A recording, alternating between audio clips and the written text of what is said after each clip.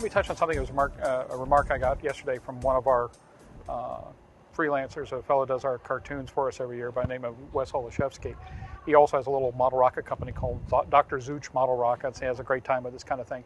He had been to a TARC some time ago, and the thing that he was really amazed and enthused about is that, you know, he goes to the rocket events, he sees all these old guys, and in some cases they see younger guys. But what he saw at TARC was just a tremendous amount of female presence, that it wasn't just a guys club anymore, that rockets were being built, designed, launched by women as well as men. And for some reason or another, you seem to have bridged the gap there. That's kind of cool. Yeah, it's great. Actually, we've had several teams. We have an all-girls team from Hawaii. They actually just missed the finals this year, but they've come for the past few years, and it's been really exciting to see them, you know, get all excited about it. And we also have, you know, a lot of teams with girls on the team, and some that are the leaders of the team. Mm-hmm. We have a school locally that had, I guess, 4 teams participate last year, and the only team that made it to the finals was the one that the girl was the captain of the team. And she was a freshman too, so all the guys afterwards were like, wow, I wish we were on her team, you know. Walk us through tomorrow. Starting out at 7:30 in the morning, actually, Chef Duff from the Food Network's Ace of Cakes will be launching a cake inside a rocket. It'll be a high-powered launch, and the cake capsule weighs about 10 pounds. And so Duff is going to see if the cake payload can survive the G-forces of the launch. So that should be pretty interesting. Then we have opening ceremonies at 8:15, and then at 8:30 the launching starts. So all 100 teams will launch between 8:30 and 1:30 in the afternoon. And then around 2 o'clock we'll have an Air Force flyover. It'll be a heritage flyover, an F-22, F-16, and P-51. And then the top 20 team will relaunch between 3 and 4 in the afternoon. And also the award ceremony will be at 5 o'clock. So it's a very packed day, but everything will happen as scheduled, and that's what the National Association of Rocketry brings to the table.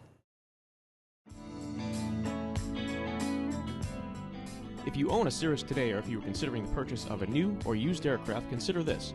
Aviation, in conjunction with the country's leading Cirrus sales and maintenance facilities, has launched the G3R9 program that combines the purchase of a late-model, low-time Cirrus aircraft and the addition of the Aviation Integra Release 9 avionics suite for much less than you may have thought, and certainly much less than purchasing a brand new aircraft. G3R9, combining the best airframe, best engine, and best avionics for the best value. In the course of those 5 years, how have you seen it mature?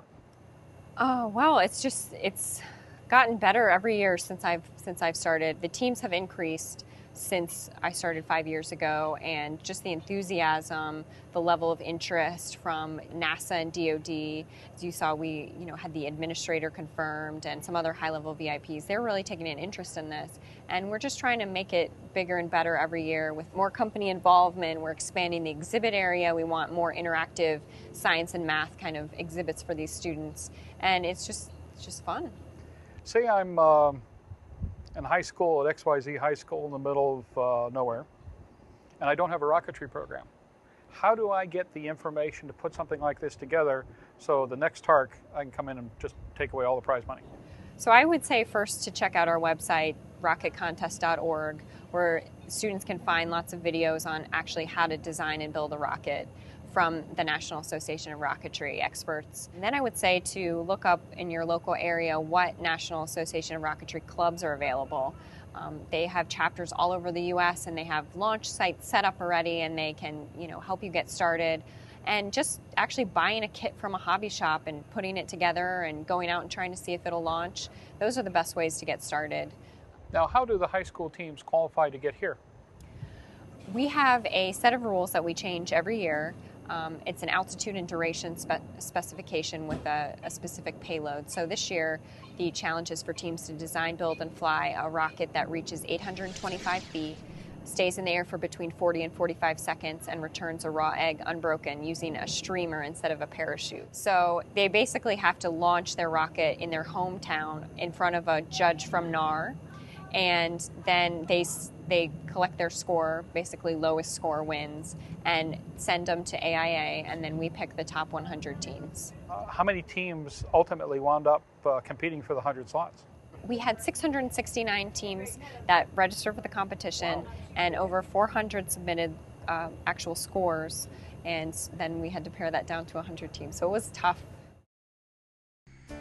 Cirrus Design's Vision SJ50 single-engine personal jet offers exceptional fuel efficiency, flexible seating for up to 7, advanced avionics, and all the Cirrus safety features you expect, including the Cirrus airframe parachute system.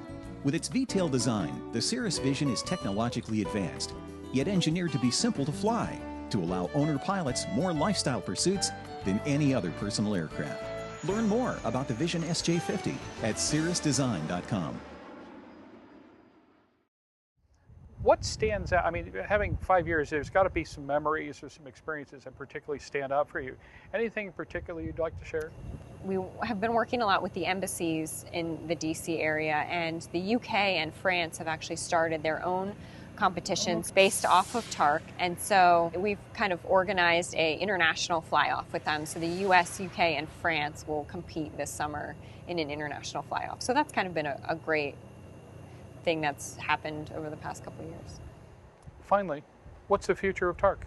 I would say, we just want to get it growing bigger and better every year. We want to integrate it more into the schools. I want to have, curriculum-based guidelines for teachers that want to incorporate it into their classroom, and after-school guidelines for, teachers who just want to do it as an after-school program. Really get the companies even more engaged than they are as well already, be able to match the teams up with the companies at their facility locations, and really have more of a presence from government and industry at the event, really trying to bring this up to the next level.